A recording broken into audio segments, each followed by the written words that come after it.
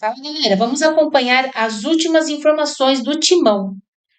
Zenit demonstra interesse em Mateuzinho e Tite pede desculpas ao Corinthians. Vamos acompanhar aí.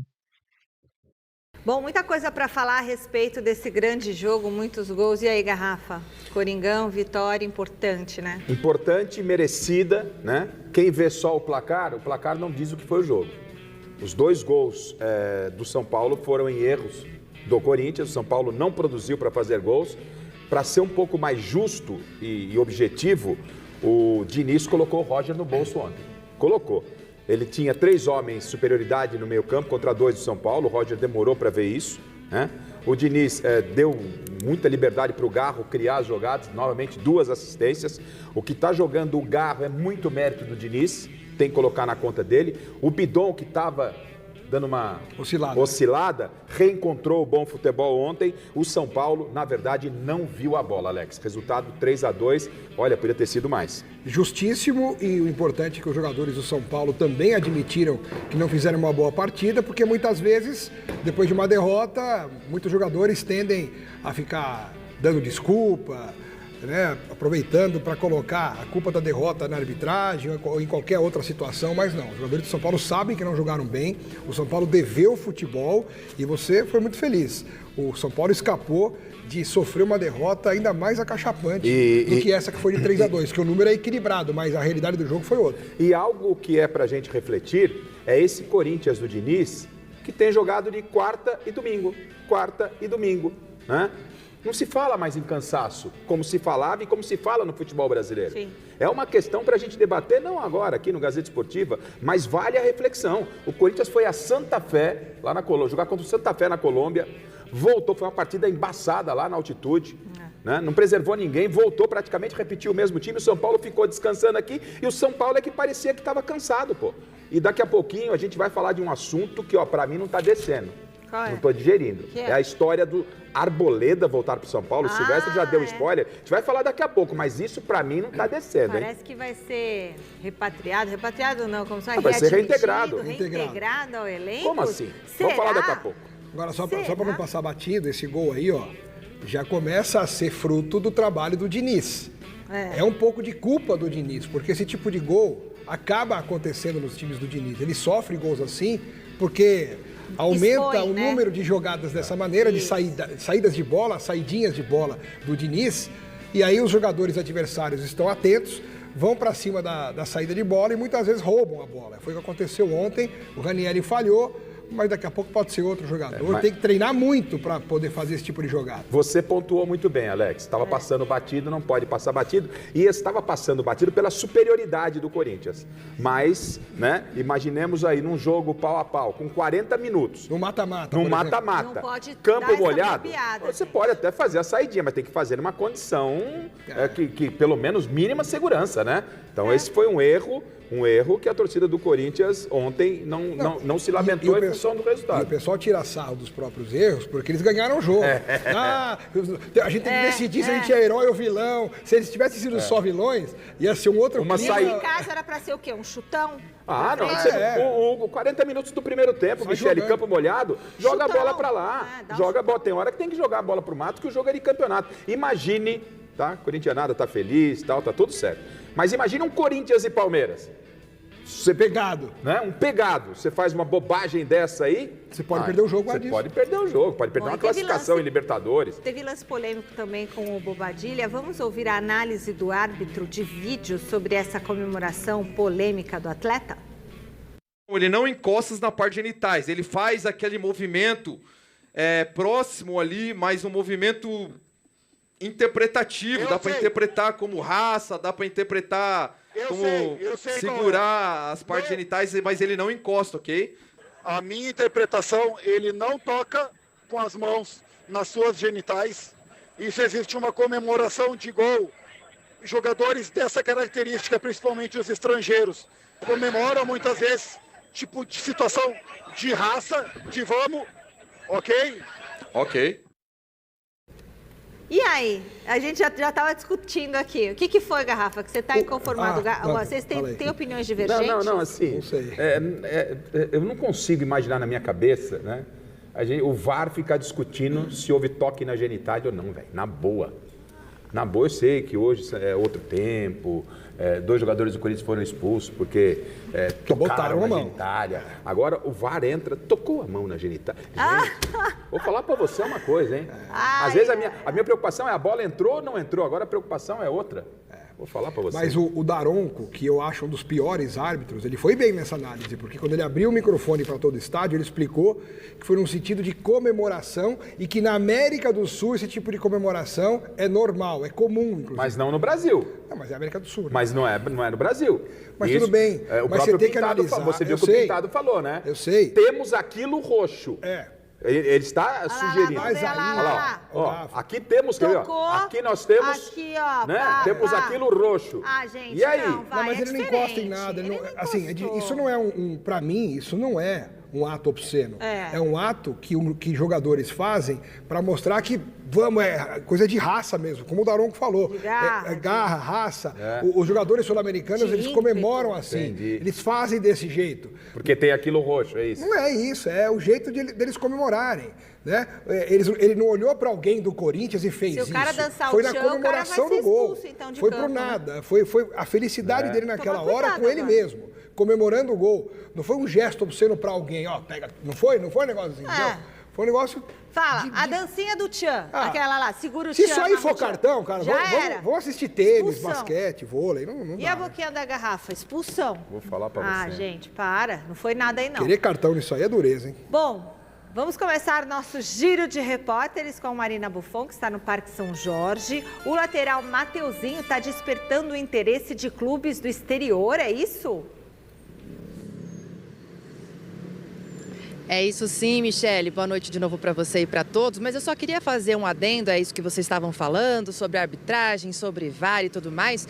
O Anderson Daronco, árbitro da partida, que foi aí chamado ao VAR ontem para ver esse lance do Bobadilha, também fez alguns relatos ali na súmula. Falou que muitos objetos foram jogados ali no gramado, como um vape, aquele cigarro eletrônico que inclusive atingiu o Caleri e deu início a toda aquela confusão na comemoração do gol, um isqueiro, um óculos de sol, enfim, foi muita coisa ali atirada no gramado pelos torcedores do Corinthians, que o Anderson Daronco acabou relatando na súmula após a partida. Agora sim, falando sobre o Mateuzinho que vem aí se destacando bastante nessa nova administração, nessa nova era de Fernando Diniz. Ontem, inclusive, ele fez um belo gol ali, partindo pela lateral direita, driblou, deixou Ferreirinha no chão, fez o segundo gol, depois fez um gol contra, é verdade, mas isso acabou não interferindo no resultado. Eles mesmos ali estavam brincando sobre essa situação, porque o Corinthians acabou vencendo, e não só pela partida de ontem, mas pelas partidas que o Mateuzinho vem fazendo, ele vem despertando sim interesse, e o clube interessado é o Zenit da Rússia, com quem o Corinthians tem aí um bom relacionamento recente. Não há nenhuma proposta ali feita na mesa de fato, mas uma sondagem sim. O próprio Mateuzinho ali na zona mista ontem acabou confirmando essa situação, mas não há nenhuma proposta oficial. A gente lembra que o Corinthians tem 60% dos direitos do jogador, o Flamengo tem os outros 40%. Então também quando chegar uma proposta, se ela vier aí após a Copa do Mundo, que é o cenário mais previsível nesse momento, vai ter que ser bom, tanto para o Corinthians quanto para o Mateuzinho, porque é um jogador que neste momento não tem um substituto à altura. Michele. Muito obrigada, Marina. E aí? O Mateuzinho passou a ser um jogador importantíssimo para o Corinthians. E perder o Mateuzinho seria muito ruim, porque a lateral direita hoje em dia, não do Corinthians e nem no Brasil, times, no mundo. Né? É verdade. A posição de lateral hoje é uma das posições mais escassas do futebol, né? E o Mateuzinho acabou se encontrando no Corinthians. Começou a evoluir no Corinthians e hoje vive um bom nível de futebol no clube. Se ele for embora, fica difícil a reposição. Não só porque não tem dinheiro, mas também porque não tem uma fartura de laterais direitos bons no mercado. Então o Corinthians tem que pensar bem aí como é que vai fazer para conseguir segurar o jogador, que claro, recebe uma proposta da Europa, muito mais dinheiro, vai para um clube que paga em dia. Semana passada a gente noticiou aqui, o Corinthians atrasou o salário. Então tudo isso na vida de um profissional, ele acaba colocando na balança. Resta saber se na decisão dessa situação ele vai optar por tentar a vida na Europa, na Rússia no caso, ou ficar mais um pouco no Corinthians. O Corinthians, que bom, né? Ontem, como foi o jogo, como se desenhou o jogo, independentemente da vitória ter sido corintiana, não poderia ser do São Paulo porque o São Paulo não jogou, mas vai que o São Paulo jogasse bem. Como é legal a gente discutir e ficar vendo repetidas vezes essa imagem do Mateuzinho, um golaço, que a gente ultimamente tem visto o quê? A bola entrou, não entrou, pegou na genitália, não pegou, dá uma olhada. Isso é um golaço do Mateuzinho, né? O jogador sabe o que está fazendo. E detalhe importante, ele já nas mãos do Dorival, ele vinha numa crescente. Com a chegada do Diniz, o Diniz tem falado muito de coragem, né? O Diniz tem deixado, Alex, os jogadores mais à vontade. Arrisque, né? Ouse. E isso que o Mateuzinho está fazendo, e ele cresce também nas mãos do Diniz e vale para o Bidu, é muito fruto do trabalho do Diniz. É muito fruto do trabalho do Diniz. Ó, o Mateuzinho tá com personalidade, eu sinto cara. Isso também, que o Diniz tá deixando os jogadores à vontade, cada um tirando o melhor de si, Olha, né? Alex, o gol... Foi um golaço. Ele gosta que o atleta arrisque. Golaço. Né? Bate cruzado, tira o zagueiro ali, ó. É o que o Diniz gosta. É isso. É que o torcedor gosta também. Bom, tem mais Corinthians por aqui. Marina, qual é a situação do Memphis? Então, Michele, ontem a gente deu uma palhinha no Mesa Redonda, vou trazer aqui para vocês também a situação. Ele não jogou ontem, como a gente havia adiantado aqui no Gazeta Esportiva durante a semana, e existe essa expectativa de que ele esteja à disposição na próxima quinta-feira contra o Barra pela volta da Copa do Brasil da quinta fase. No entanto, segundo informações que a gente conseguiu apurar, ele vai ser avaliado diariamente, ele está em fase final de transição, ele está se recuperando de uma lesão na coxa, que está demorando um pouquinho mais aí, já são quase 2 meses fora do gramado, ele se machucou contra o Flamengo no dia 22 de março e desde então não jogou mais. O Memphis, que então vai ser reavaliado diariamente nos treinos do Corinthians para ver se ele fica à disposição para ser relacionado contra o Barra. Caso ele não seja, a expectativa é que ele esteja em campo contra o Botafogo, que vai ser no final de semana fora de casa. Então, assim, a expectativa é de um desses jogos que o Memphis Depay entre em campo. Michele. Vocês acham que ele vai ser relacionado contra o Barra? Eu acho que se der para jogar um pouquinho, igual o Palmeiras fez com o Paulinho, que botou 10, 15 minutos, ele está bastante tempo sem jogar. Sim. Eu acho que seria importante ele começar esse processo de ritmo de jogo, nessa partida contra o Barra, que é um jogo em que, teoricamente, o Corinthians não vai encontrar tanta dificuldade. Naturalmente, jogando em casa contra o Barra, deve construir a sua classificação para a próxima fase. Então, o ambiente seria propício para ele entrar e ganhar a confiança no próprio corpo ali, né? No desenvolvimento ali do jogo. Se ele deixar para voltar a jogar numa partida de Brasileirão contra um Botafogo que está ali meio que derrapando na tabela, fora de casa, o clima é outro, a pegada é diferente e fica um pouco mais difícil. Claro, se tiver que ser contra o Botafogo, vai ser, mas repito, se der para ser contra o Barra, para mim seria melhor. Eu estou muito curioso, sei que nem é o momento, porque já vem Copa do Mundo, mas eu gostaria de ver uma sequência do Memphis nas mãos do Diniz, do jeito que ele está dando liberdade para esse time jogar, né? Do jeito que o Diniz conquista jogadores. Eu estou muito curioso e que isso possa começar já na quarta-feira, mas acho pouco provável. E eu estou nessa aqui assinando embaixo o que o Alex falou.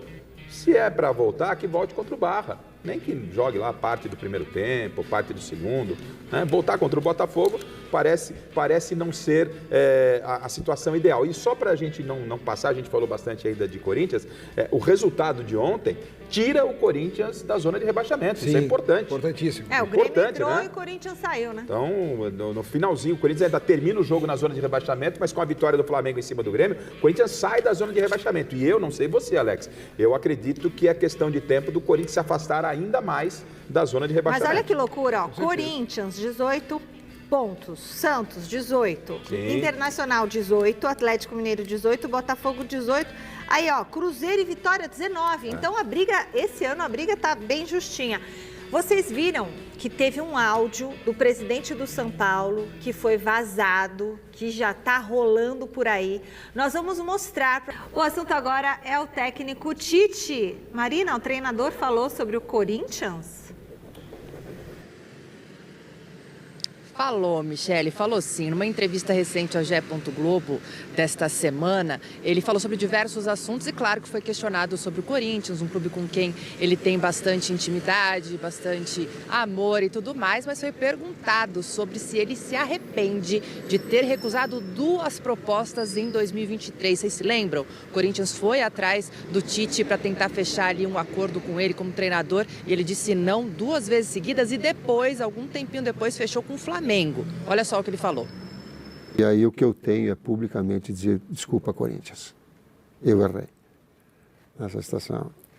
Assim, por uma questão afetiva. Num clube que também, na saída do retorno, aí não dá, gente. Se a gente rebobinasse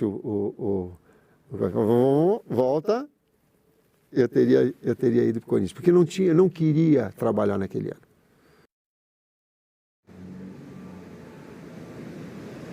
Olha aí, será que o corintiano perdoa ou não perdoa o Tite, Michele? Eu sei que ficou uma relação indigesta entre Tite e o torcedor corintiano. Você acha que ele está querendo resgatar o Corinthians? Qual relação, Michele, de amor não tem as suas pequenas rusgas?